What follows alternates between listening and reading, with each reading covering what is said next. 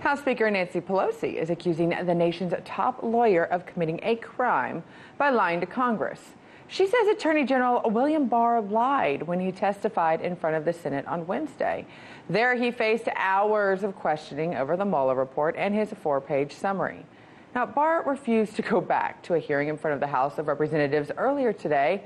He claims the two sides did not agree to ground rules, and the DOJ called Pelosi's statement baseless, irresponsible, and false. Well, of course, we got to discuss this, and we bring in our best 360 View panelists. We turn to former Georgia State Representative LaDawn Jones and Ned Ryun, CEO of American Majority. Thank you so much for joining us, both of you. Good to be with you. Thanks, Scottie. LaDawn, I'm going to start with you. Nancy Pelosi says that Barr lied to Congress. She's even saying that that was a crime. He committed a crime. Do you agree? You know, saying something is a crime requires some level of proof. She did say that there's a process that goes along with it. So if something that he said was a crime, it could come out. But from what I heard, the statement that was made, he was intentionally vague. He pulled a Trump, a Kellyanne Conway, where you say a whole lot of words, but nothing really specific, so you can't be nailed down on a specific crime. What we know is he was very unclear, and we know that his summary was not a factual summary of the Barr report. Well, but we look at the events that happened yesterday, the circus that happened. I mean, come on, Ned, would you have shown up for it today? And even when you have Memphis Congressman Cohen coming out and bringing a bag of chicken, I mean, this was showing this is all about just making a stand for some at this point, correct? Yeah, correct. It was a bit of a clown show. I will say this, Scottie. I mean, obviously, Attorney General Barr was willing to come as the Attorney General and testify in front of the Senate yesterday. What he was not willing to do was show up as a witness and be cross-examined by committee staff lawyers. And there's a huge difference, because it really does show you that the Democrats want to at least give the impression that this is an investigation. Of course, Bill Barr is saying, no, I'm coming to testify about an investigation that's already over. You know, in regards to Pelosi's comments, I want to say one thing. What she was probably referencing was actually Barr's testimony, in which Charlie Crist of Florida asked him, you know, the Mueller team had expressed some frustration about your summary. Do you know what they're referencing? And Bill Barr said, no, I don't. I probably suspect they wanted more information released in my summary. And they are now claiming that he somehow lied to Congress, when in fact he said, I don't know what they are referencing, because the Mueller letter, despite some of its frustrations expressed, actually agreed with Bill Barr's summary. Well, that's the thing. Talking about Mueller, we're focusing so much on Bill Barr going and testifying. But, LaDawn, where are the calls for Mueller? Because I think Republicans and Democrats both right now have frustrations with the Mueller report and what it focused on and what it didn't focus on, and the answers. And the reason why we're having this conversation is it wasn't necessarily complete. So are Democrats going to step up and join with the Republicans and call for Mueller and make him testify? I think it would be a smart thing to do. Listen, the important portion of this entire thing was to find out what happened in 2016. Did our current president work with Russians to purposely interfere with this election? We have the report. Now we need the ability to ask questions about it.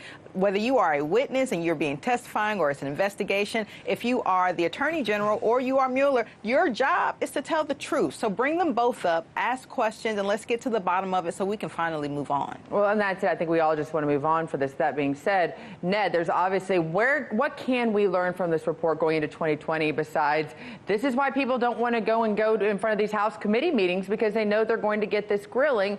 And it was funny. I know you looked at social media yesterday. Both sides claimed they won. Both sides said that their guy was the person that did the good job. Did anything positive come out of this experience over the last 48 hours in restoring faith and trust in our DOJ? No, of course not. I mean, I think what we should expect, though, Scottie, is more of the same for the next at least 18 months until the 2020 elections. No, but I think what we got yesterday is the fact that Attorney General Bill Barr, and I think this is why the Democrats and some of their enablers in the media are really working overtime to delegitimize him. He made it very clear yesterday in his testimony he has great questions about where all of this began, about the beginnings of the Steele dossier, the FISA applications. You know, he actually said there are multiple investigations already being done in regards to the illegal leaks that took place at the DOJ and the FBI.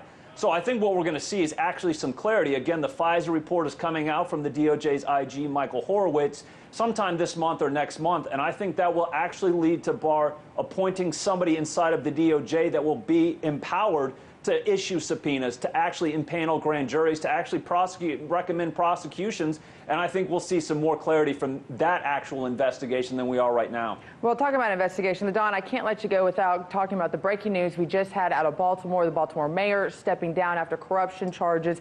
I just went through this with Nashville with the Democrat female mayor having to step down because of corruption charges going on. What is going to go forward? Is this going to damage the Democratic Party within Baltimore? Or do you think this is what is going to be the future for the party, more importantly, the mayor's office in Baltimore? You know, this is not the first mayor that's had to step down. Race, gender aside, those things happen. I don't think it will destroy a party any more than what's happening at the very top coming from the White House. But hopefully Democrats will be more thoughtful in who they put up. We have to make sure that we keep politics clean on both sides so that we can rebuild the trust. As to Barr, we said he has delegitimized himself, right? He was the one who has not been a neutral party. He's been acting as Trump's spokesperson. And those are the kind of things that, whether it's at a local level or a presidential level, we just can't have anymore. We're tired of it. Well, I know what I'm not tired of is talking to both of you, but unfortunately, I've got to let you both go. Thank you for joining us, guys. Hey YouTube, thanks for checking out our channel. We hope you enjoyed the video. We have tons of content for you just like this. For more of RT America's one-of-a-kind news and analysis, be sure to subscribe and never stop questioning more.